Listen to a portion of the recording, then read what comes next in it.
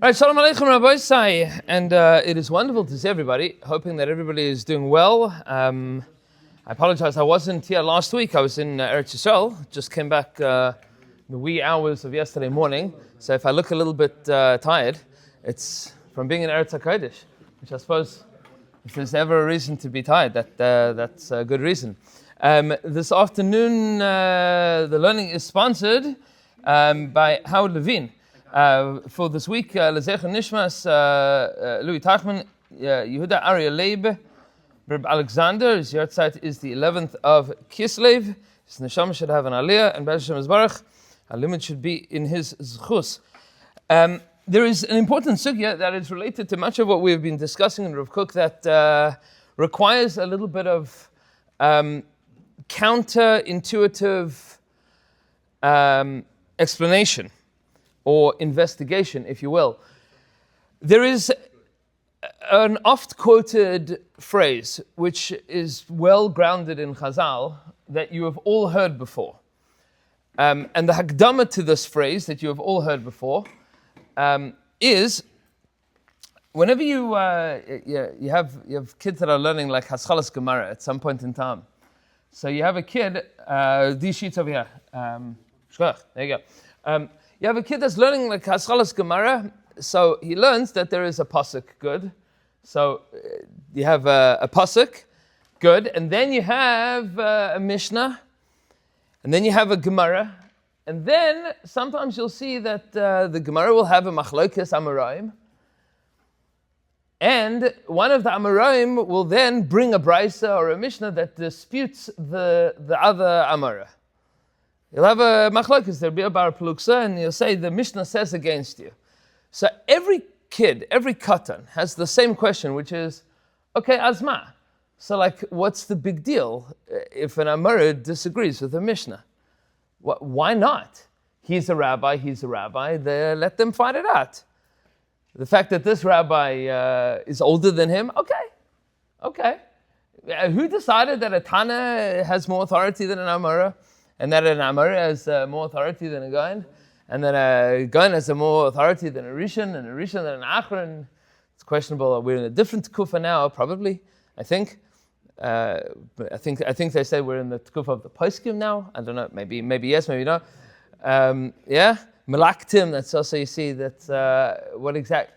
Who knows? I mean, whenever I talk about these things with Talmidim, I mention that the Rishonim didn't call themselves Rishonim.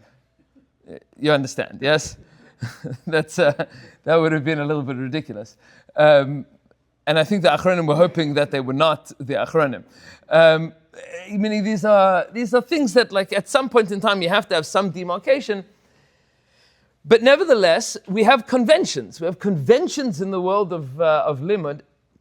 It's worth pointing out, by the way, just Benenu, the Maratz Chias writes that is simply a convention. It's not necessarily a objective fact.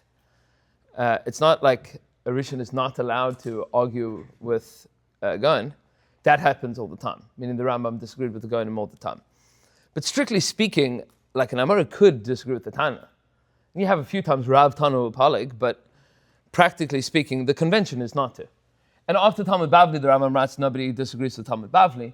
But cross-generationally thereafter, it seems to be that, the Gra disagreed with the Rambam in many places. You have like this. Suddenly in Seder Taras, left, right, and center, he's disagreeing with the Rambam. Okay. But in terms of that convention, so what's the answer that you give to the kids? Why is it that the Tana has more authority than a Ramara? Because Yeridas Hadaris. Yeah, Yeridas Hadaris. Because there was a Moshe Rabbeinu, and Moshe Kibbutz Torah Misinai. Moshe Rabbeinu got the Torah from HaKadosh Baruch Hu, and I've seen him, Yeshua, Zekenim, and Nevi'im. And that there's a Yeridas Hadaris from the great revelation that happened at Sinai. Does it also have to do something with the generation that they're in? Yeah. Certain generations have greater authority than other generations. That's also true. Yeah, but you have like this. And the times that they're in? Of course.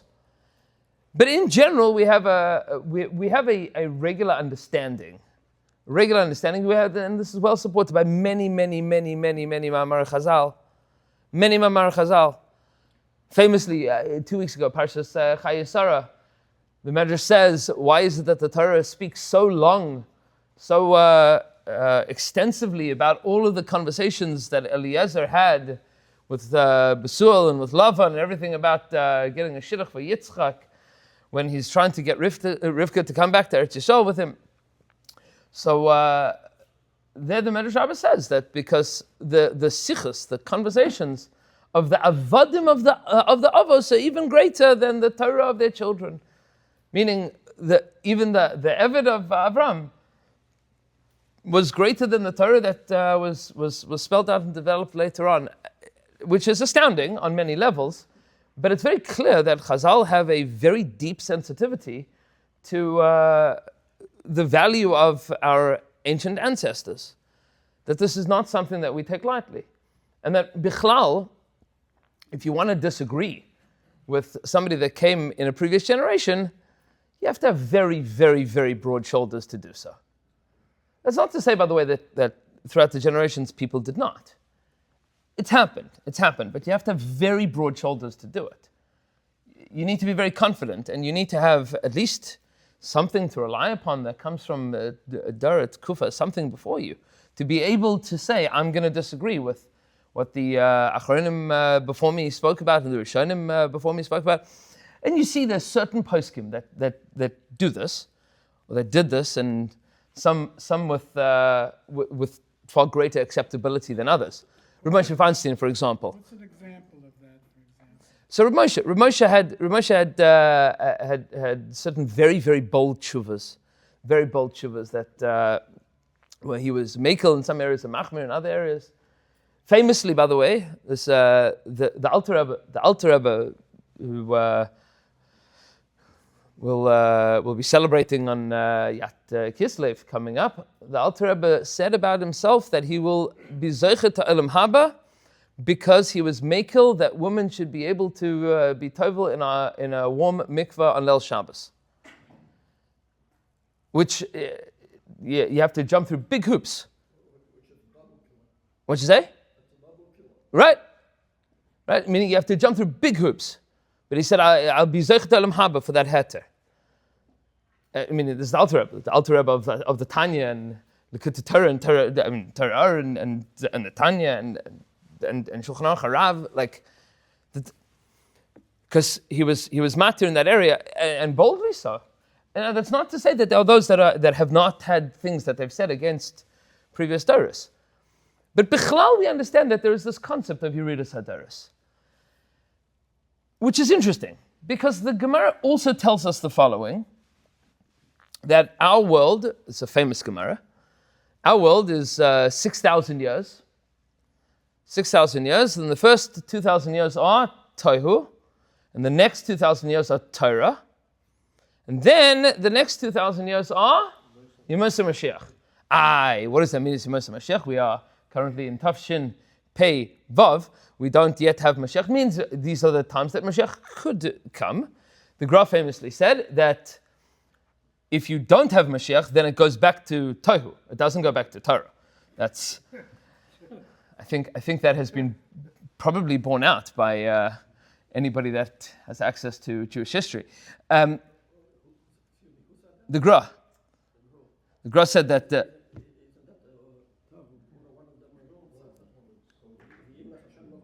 Yeah. But the Gra's Melitza was that if it's not going to be Yemos Mashiach, then it goes back to Tohu. It doesn't go back to Torah. It's not Mamshech Torah into Yemos Mashiach. Now that's interesting, because there's a billion things to say about this, and today we're not going to be able to say all of it. But there is a broad question that needs to be asked, which is,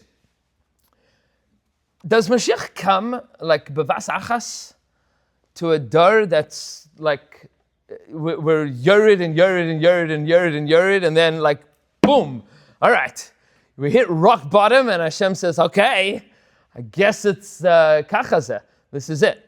Or does Mashiach come somehow or another to a dar that managed to climb out of the pit? And Chazal famously say that it's either a dar that's kulei zakai or kulei chayev. There's two ways of looking at this. Either the generation will be entirely meritorious, or the generation will be entirely not. The opposite of that. We'll be totally chayav. It'll be a desperate move on behalf of HaKadosh Baruch Hu, and we'll see Rav Kook addressing that nekuda in a couple of minutes.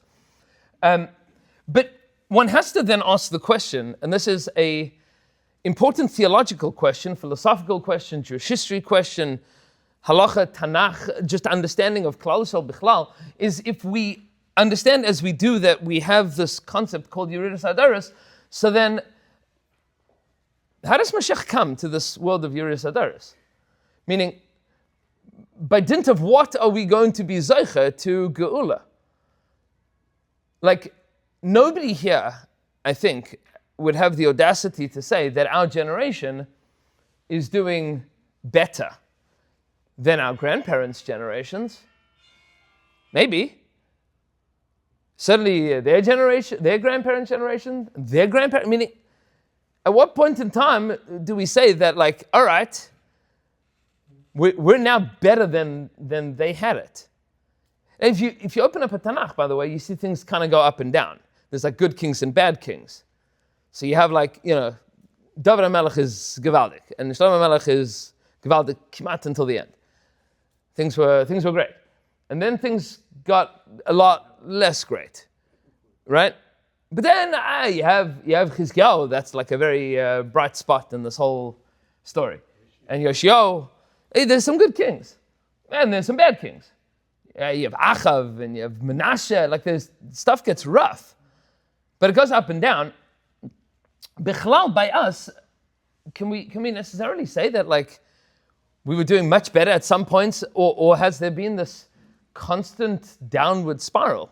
Maybe points where things were like a little better, but can we say?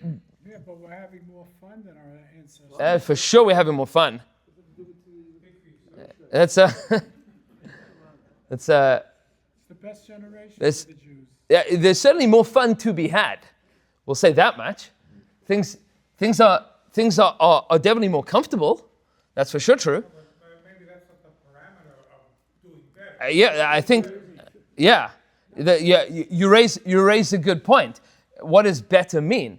And by what metrics do we judge better or worse within this context? And it's very clear that when it comes to the world of halacha, we have this thing called Yeridus Hadaros, that we are not doing as well as our ancestors. And the truth is, and we should just own this and point it out, that this is, we're going through an interesting tekufa now, where if you ask the question of like, who are the Gdolim, it's a harder question to answer now than it was 20 years ago. Certainly a harder question than it was to answer 50 years ago. Meaning, I don't think that there's anybody right now that feels comfortable like arguing with Reb Chaim Kanievsky, Zechatzad of Kodesh Livracha. Meaning, he was the Sar HaTorah, and while he was alive, I think people had differing opinions from him, but like nobody would say he's wrong, I'm right. Certainly not without major like weight behind them from something else. Is there a figure that's of that ilk, of that caliber today? I don't think so. Not in the Haredi world in Eretz Yisrael. I think that when Reb Moshe was paskening for the United States of America and for most of the Ashkenazi world, you had Reb Moshe and you had Reb Shlomo Zalman Auerbach and you had the Tzitz Eliezer, and then by the Sfardim you had Reb Vadia, and why you had Reb Soloveitchik. Right? I think that there were people that there was what to fight about. Today, less so. I don't think that there's anybody today that feels the confidence, the stolz, the breadth of shoulders to disagree with their Rabbeim. Every now and then, it happens to be just. I'll say this as an aside because we were once talking about what to do, when I was in Rosh Hashanah, we were talking about what to do with 1 day of Yantav in Eretz Yisrael for Bnei Chutz La'aretz, 2 days, 1.5 days. So Rosh Hashanah himself holds 2.5 days. That's what he told us. He thought that you should keep 2 days and put on tefillin on the second day of Yantav. And I remember one of the guys in the shir put up his hand and said, Rabbi, but didn't Rav Soloveitchik say 1.5 days? He said, yes. So he said, when is it okay to argue with Rabbi Soloveitchik? So he said, I think it's okay to argue with Rav Soloveitchik when Rav Soloveitchik is wrong. He doesn't say that about most things. That's... You understand Shigolo? It's Eretz Yisrael. It's not that he was wrong, it was his opinion. Yeah, correct. Meaning, Rav Shechter says, I'm entitled to my opinion, he's entitled to this opinion. Yeah, he doesn't disagree with Rav Soloveitchik on very many things. Certainly not on major, world view issues. There's technicalities in halacha. What you say? No. What I'm saying is it's a shaila within a sugya. It's a shaila within a sugya. It's not a shaila within like how you look at a world of halacha. But bichlal, the point that I'm trying to illustrate here is that we do experience a sense of Yeridus Hadaris. So the answer that's already given, you see that's already by some of the Rishonim, is so how could it be that there'll be geula for the next dar? So this is the mashal that they give of like the child sitting on the shoulders of giants, right?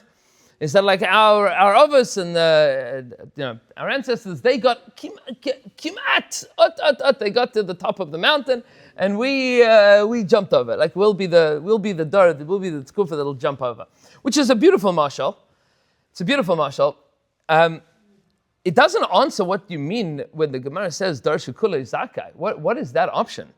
It means that we'll be like the best dwarves sitting on the shoulders of giants, as opposed to like the ones that don't want to be there jumping off. It's a strange thing. And so to that end, I want to introduce to you a chiddush which is not Rav Kook's chiddush, but arguably he expanded upon this idea more than anybody else in Bichsav and also in his world perspective. The earliest Makoros that we have for this in print to a large extent are a mamarim that was said in the name of Rav Simcha Banim of Shizcha. We have brought down from Rav Simcha Banim to, and you see this went to Kotsk and Ishbitz, and what we're going to take a look at just first and foremost is Divrei Sofrim, which is Rav Tzadok HaKohen of Lublin. And he says this in a number of places. He has this in Tzidkas HaTzadik, and he has it in Pri Tzadik, but I think Divrei Sofrim is his earliest piece, yeah? You'll see what the arrow is.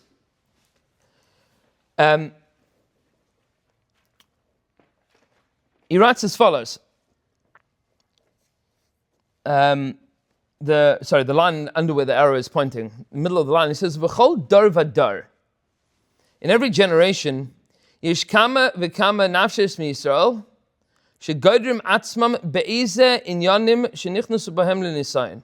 In every generation, there are certain Jews that develop a sense of greatness, that create fences and create walls, and build themselves up as a result of challenges of that kufa, of that dar. Sh'Hashem Yisbarach menaseh la'olam b'chol dar vadar. Because HaKadosh Baruch Hu, every year, every generation is challenging that generation. Hakankanim ashleim tzadikei hadaris. The tzaddikim of that generation, of that kufa, of that time period, that the Gemara in Sukkah tells us HaKadosh Baruch Hu never abandons any generation without Gedolim, without Talmidei Chachamim. And in those areas that greatness is achieved, in that dar, Hari nishlemu kol nafshes hadaris kulam imayim, all of the previous generations are raised up with them in that dar. V'zeh tam shekibalti, and this is what I received. Whenever Reb Tzadok says kibalti or shamati, he's talking about the Ishbitzer.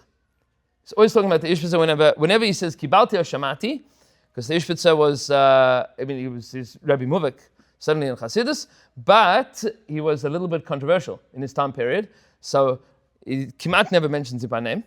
It says v'zeh tam shekibalti, da'av al pi sha'adar holchim u'miskatnim. This is our line here. Even though the generations are continuing to get smaller, this is Yeridus Hadaris. V'loi ashku dari, and we are not. V'loi ashku dari, every dar is not as good as it was before. Mikol makam. Nevertheless, Hanekuda shebelev ish haYisrael holeches umishtalemes yoser. There is a point within each and every Jew and within each and every generation that is continuing to get greater, umeira yoser, and is illuminating more, bechol dar, in every generation, ad es kates, until the time of the Geula will come. She tishtalem legamre, where it will be completed entirely. Top of the next column, v'hainu ma shebema'amakei halev, she'ein misgale b'poel etzel kol echad, mitzad koyach hayetzer hamakiv lekol echad. And the fact that that doesn't shine forth, that doesn't burst forth from every Jew that you see on the street, that's because they have Yetzaharas. We have a Yetzahara. Meaning that there is a Nekuda Pnimis inside of me and you that's greater than the Rambam. There's a Nekuda Pnimis that's greater than Abaye and Rava. Now, is that heretical? A little bit, but not entirely. Because the point that he's saying here is not that me and you are greater than Abaye and Rava. What he's saying is that there is a Nekuda that is within the Jewish people that it's not potential, it's actual, it's real. That is, Zela Umazeh, that we have Yetzaharas that are overwhelming more than they were before, but that there is something within each and every Jew, and certainly within each and every generation, that is getting better, that is getting stronger, that is getting closer and closer to Geula. Take a look at the Chabad organization. We've never had anything like that. Take a look at a billion different things, and I'll share with you the following, and this is important to understand. This isn't just true of Klal Yisrael. This is true of the world bichlal. By any basic measure, the world today is better than it was 100 years ago. Meaning, people live longer, people have more food, people have more access to medical attention. There are far fewer people today that are living beneath the breadline than ever before in human history. Infant mortality is at its lowest rate in all of human history. And overwhelmingly, more people today are living under the rule of law that identifies and understands human rights more than ever before. Now, those are all good things. That doesn't mean everything is hunky-dory and wonderful and that there's nothing left to do. Yesh ma lasot. But if you could ask, what generation, statistically, would you like to be born into to have the greatest chance of sitting in this room today? I think you have your answer. That's Pashut. That's Pashut. The world is better than it ever was before. And this is a chiddush that Rav Simcha Barum Shishcha speaks about, that Rav Tzadok writes about here, that the Ishvitzer writes about. You'll see this in the Seid Yisharim, the Radzina, the first Maimer on Yom Rishon of the daytime of Pesach. And Rav Kook writes about this in Maimer Hadar. If you flip around to the opposite side of the page, Rav Kook is mechadish the following.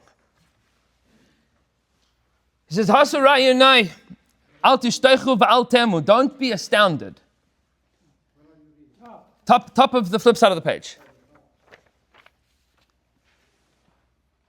Yeshemesh tzedakah zerachas. There is a beautiful, righteous sun that is shining. Af tavi marpeh b'knafeh. It will bring healing in its wings. Timchet dima me'al kol panim, the lashon of the Navi. Mach Hashem dima me'al kol panim, that HaKadosh Baruch Hu is going to wipe away the tears from every face. V'ruach sasen tachas ruach kehei. And there will be a spirit of gladness, of joy, that replaces the spirit of darkness, of bleakness. This ruach timale es kol leiv will infuse and fill every heart. And this is his line here, Chavra. He says, Doreinu, our dar, he's talking about 100 years ago already. And he's talking about the Jews that had abandoned Torah and mitzvahs, that had 16, 17 years old, had escaped the communists and fled to malaria-infested kibbutzim to start building up the land while eating chaza and Yom Kippur during the Illah. He's talking about that chevra. He says, Doreinu hu dor nifla. Our generation is a wondrous generation. Dor shekuloi timahan. A generation that is entirely astounding. It is difficult to find any comparison in all of the annals of Jewish history. It is made up of different opposites that are contradicting each other.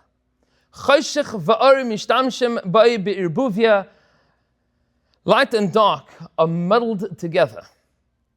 It is lowly and downtrodden. Gam ram v'nisa, it is also elevated and exalted. Hu kulei chayev gam kulei zachai. It is a generation that is both entirely meritorious and entirely liable. It's both. Meaning, when Chazal said that HaKadosh Baruch Hu will bring Mashiach to a generation that is entirely chayev, entirely zachai, he says this one is both. It's both. You see both things happening, bevas achas. Anachnu chayavim, and he's writing this, by the way, this comes from the Maimar Hadar.